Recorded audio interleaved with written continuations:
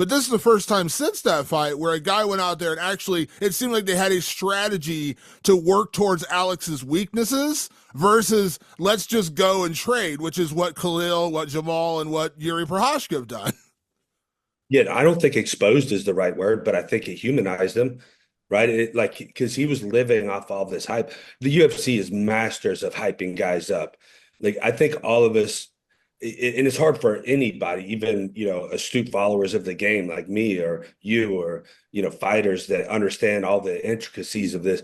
It's hard for us to ignore the amount of hype that people put into them, right? And they do this all the time, right? They did with Connor, they did with Ronda, they're doing it with Alex.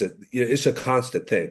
John Jones is the only guy that's kind of lived up to that. And I say kind of because I mean he lost to Reyes, right? And he had some close fights, but he's kind of the only guy who's really, just lived up to that hype and not lost. Um, this sport, this is what happens. Like you become humanized if you keep fighting.